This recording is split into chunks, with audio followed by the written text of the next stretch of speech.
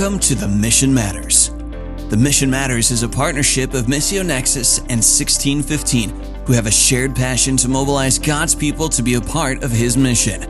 On this episode of The Mission Matters, we'll look at missions trends in a post-COVID world. Our guest today is Amy Young from Global Trellis. Amy is a writer, speaker, and advocate for embracing the messy middle in life. After nearly 20 years in China, she founded Global Trellis, which provides spiritual and professional development to cross-cultural workers where they are, no travel needed.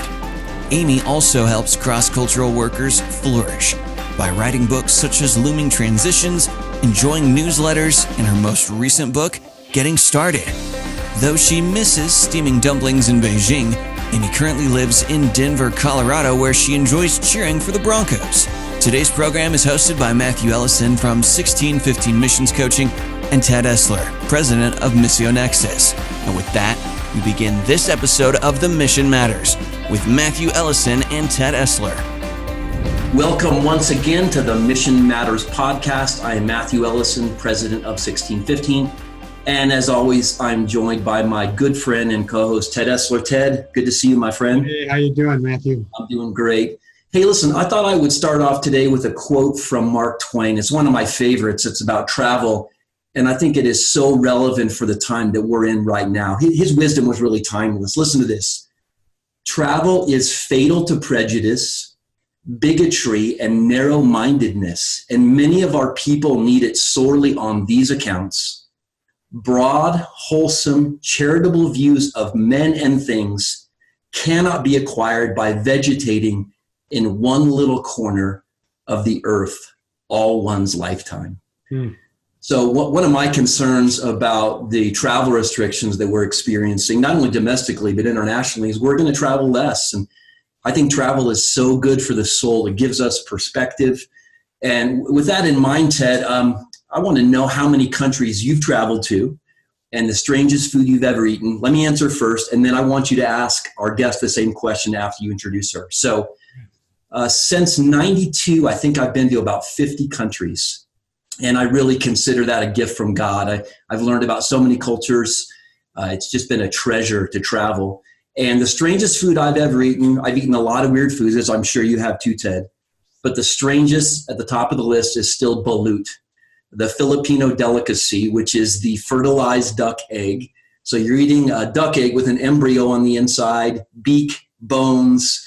It really doesn't taste that bad. It's just the texture that's really off-putting. So I'm going to transfer to you, Ted. Why don't you let us know about your two questions right there, too?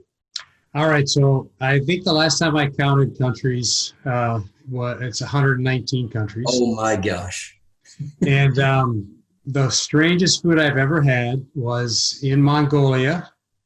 I had a chance to drink fermented mare's milk.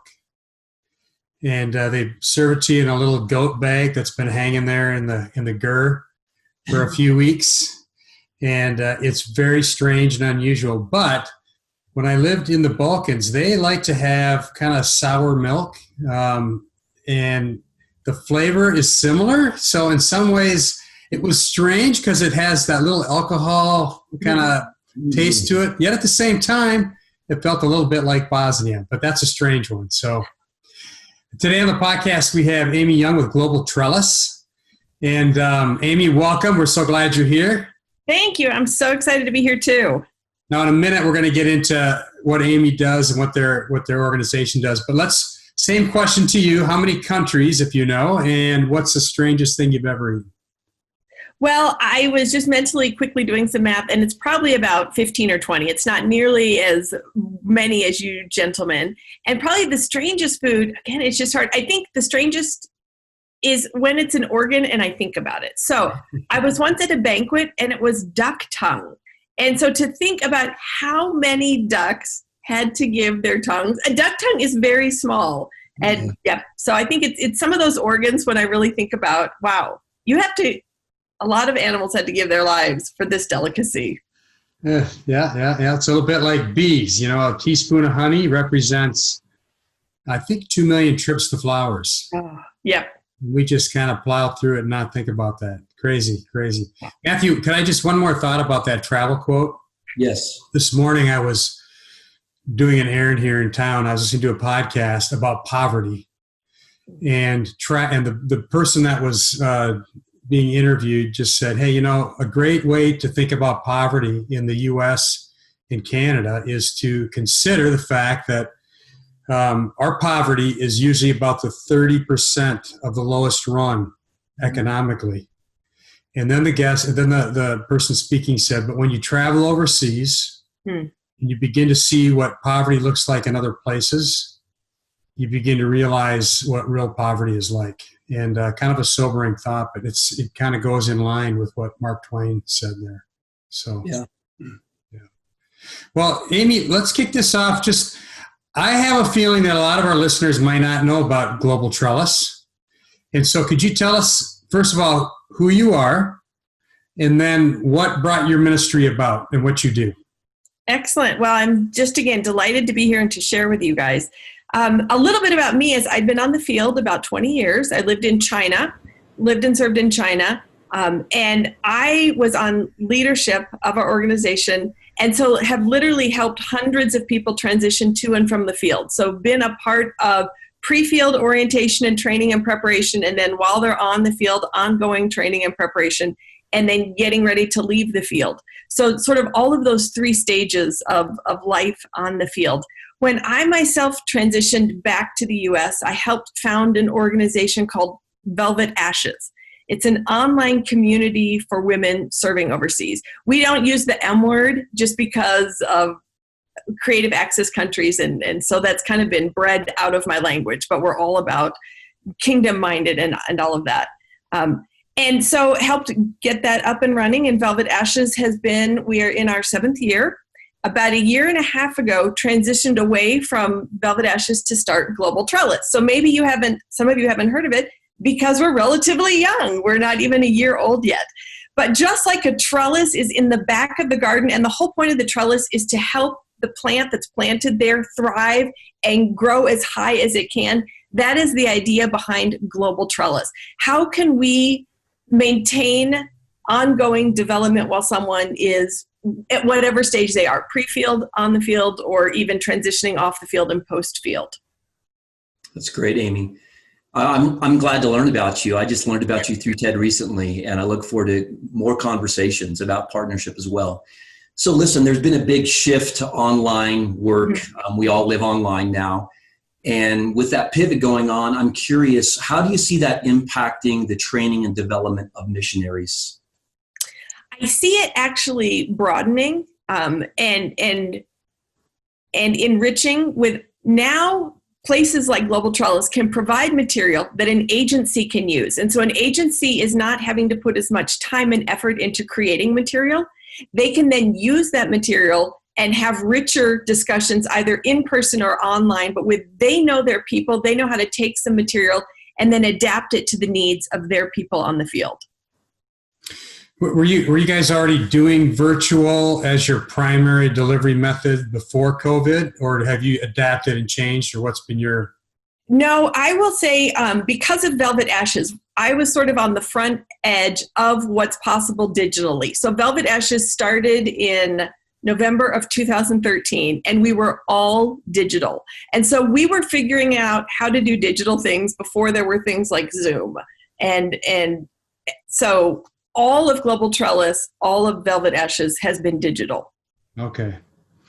Well, so aside from COVID-19 and the changes that's kind of forced us all through, what are some of the other kind of big picture changes or trends do you see in the world of missionary preparation and training and ongoing support?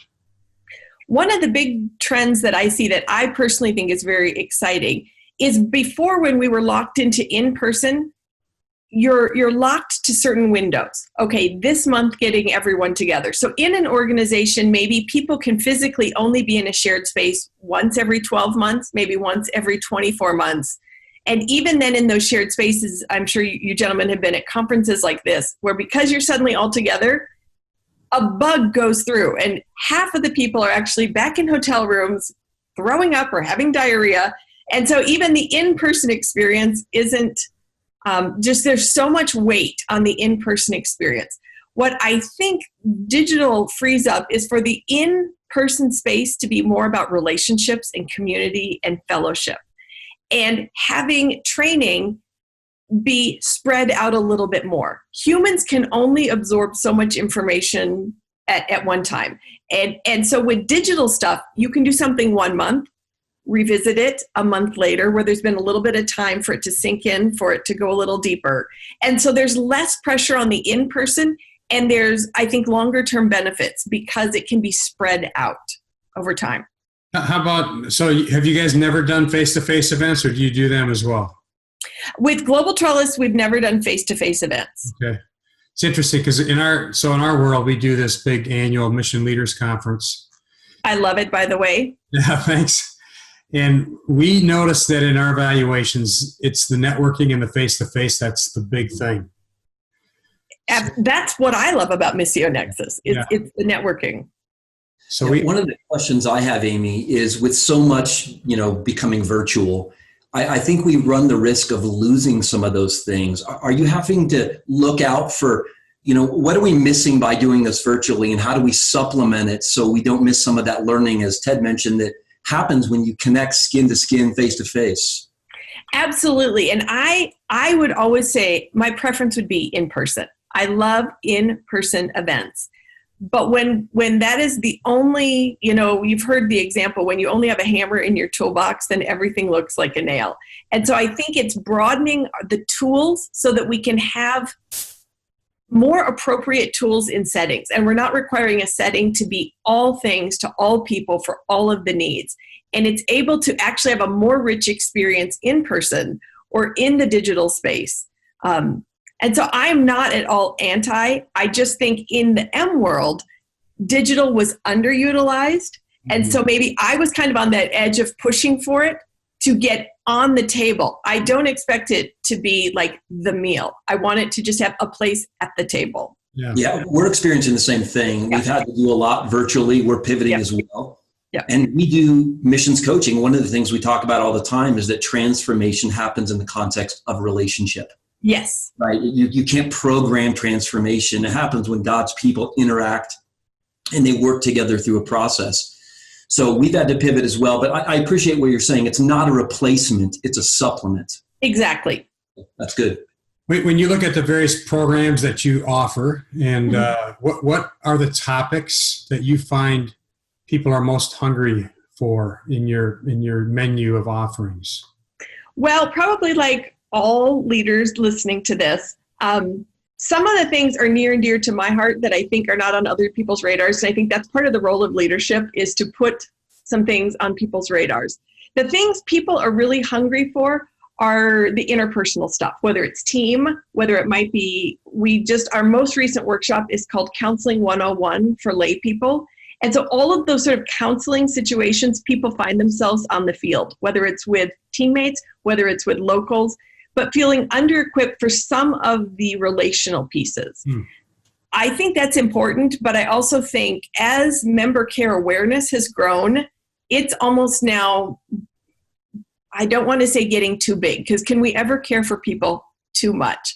But I think some of those other pieces, and so part of the idea of building a trellis is we've got a team of specialists to try to say, you don't just hear something once and you get it and you're changed and you never have to revisit that topic. But to be a whole integrated person, there's got to be the soul and the skills. And that's kind of the heartbeat of Global Trellis. Is a lot of spaces are, for the sake of focus, vision, whatever, forced to choose. We're either all member care, soul tending, or we're either all like the leadership, skill building. And I just think too many people are missing that integration piece. And so, for example, our specialists, we've got a grief specialist, because as you guys know, in the life of ministry, grief is just woven in. We have TCK because parenting issues, so important. We've got a life coach who's focusing on all of the transitions that are involved in life on the field. We've got a financial person, because I find so many people in full-time ministry, money and the whole financial piece freaks them out. They don't know how to do. They don't know how much should I be saving for retirement, this, that. Ted, what you're talking about, when you're exposed to that awful poverty that is a part of so much of the world, then it's just very confusing. what is the role of money when you're in full-time ministry? So we just someone that talks about that. We've got a culture specialist. We've got a language acquisition specialist, and we have 2 spiritual directors. So each one of them will post once a quarter. Just knowing if we revisit these topics just once, that's not overly transformative. That's helpful information. But to be exposed to these over and over. So there is a blog. So posts where those are just sort of the little drips of information. But then we also have monthly workshops where you can spend an hour going a little bit deeper into a subject. So that's sort of that trend of that it is the little drips, but it's also the slightly deeper, but not. And then we're in the process of building some courses for subjects that will go a little bit deeper than that. That's really great. Yeah. So Amy, something that I've observed, Ted and I've talked about this, is mission agencies are less and less requiring formal education for candidates. There was a time where I think you needed at least a Bible college degree. And for some orgs and denominational missions, you actually had to have a bachelor's degree. And so that's less and less a requirement. Do you believe there's still a role for formal education when developing and training missionaries? Well, you have just hit one of my buttons. So internally, I'm telling myself, Amy, play it cool. Play it cool. Because okay, again, you hit my button, so I have to, you know when a little storm is going on in your brain. I feel very strongly about formal education. And maybe what I mean is I feel very strongly about preparation and taking it seriously. If we have been called to go and serve, I think we do a disservice when we show up underprepared, under-equipped for the call that God has given us. I feel very strongly that preparation is important and that life is long. And if God has called you, spend a couple of years getting equipped to go and be a part of the Great Commission. All right. So what you do in Global Trellis then is not intended in any way to be a replacement for that type of training. No, I really view the role of Global Trellis as ongoing training on the field. Okay. I am a lifelong learner. I love Luke 2:52. Jesus grew in wisdom and stature and found favor with God and man. I think we are called to holistic growing. And the hole that Global Trellis is trying to fill is I think there's many organizations have wonderful pre-field training. And then there are organizations that do the post-field debriefing. But there's a lot of gap on the field of how do people just continue growing and developing. Mm-hmm. Let's hit that preparation theme up just one more, maybe a question or two more. Okay. So let's say you're in a church out somewhere, and I don't care where, in the Midwest, and you're a missions leader, maybe a missions pastor, and you're looking at people that are interested in going. What type of preparation things would you suggest those mission pastors or leaders look at? I think there are a lot of places like Global Trellis. We have a resource tab, and so there's a lot of digital libraries to go and review, and I would encourage reading some books. Listening to some podcasts. I think these types of podcasts. So even just conversations that it's in your head, things to think about, asking and questions to ask. Okay. How about, so now they've joined an agency, what should agencies be thinking about in terms of missionary prep? Well, I'm hoping that most agencies, but I know that's not true, that they value pre-field training. So if they themselves are small enough that they don't have their own pre-field training, that they would partner with another agency that does some pre-field training. Like I live in Colorado, down in the Springs, there's an organization called MTI, at Mission Training International, and they have several tracks for pre-field. How do you approach culture? How do you approach language?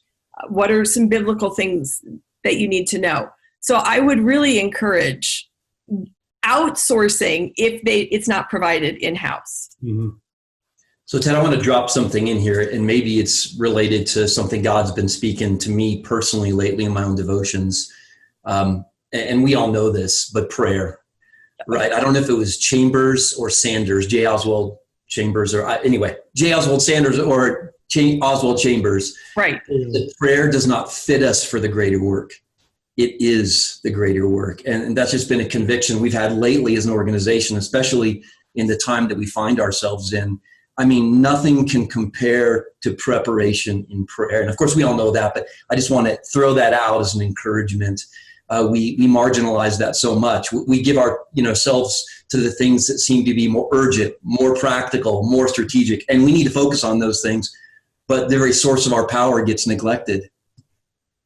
Totally agree. And that's why, as I said, we have soul tending Tuesdays and skill building Thursdays, because when your job is God, quote unquote, yeah. I think it can be easy to neglect your own relationship, that it really is the work of the Spirit. And so all of that prayer, personal prayer for the ministry, and not to get so utilitarian that we miss the beautiful, mysterious work that the Lord does when we're on our knees. Amen.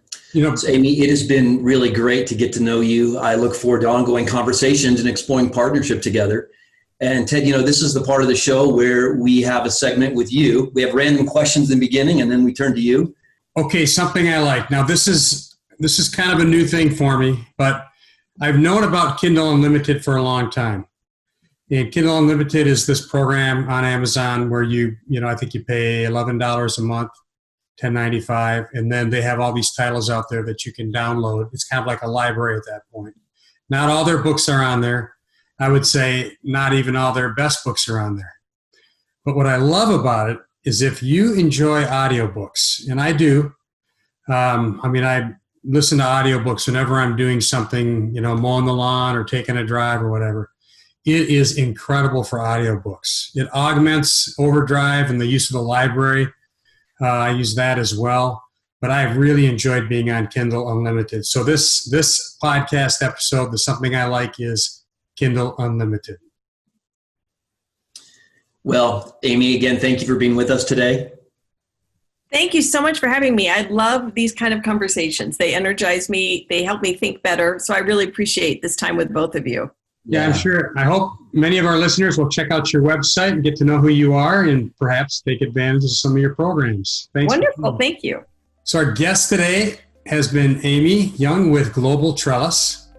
And I do encourage you to check out their website. Their website will be in the show notes. And everybody in the listening range of this podcast, have a blessed day wherever you're at. Bye. And that brings to a close this edition of The Mission Matters with Matthew Ellison from 1615 Missions Coaching and Ted Essler, President of Missio Nexus. Our guest today has been Amy Young from Global Trellis. Before we end, let me give you the websites for our two sponsors of Mission Matters.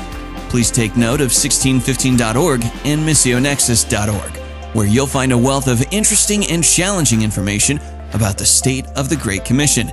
Again, that's 1615.org and missionexus.org. We'll be back next time on The Mission Matters. The Mission Matters is presented through a partnership of 1615 Missions Coaching and Missio Nexus.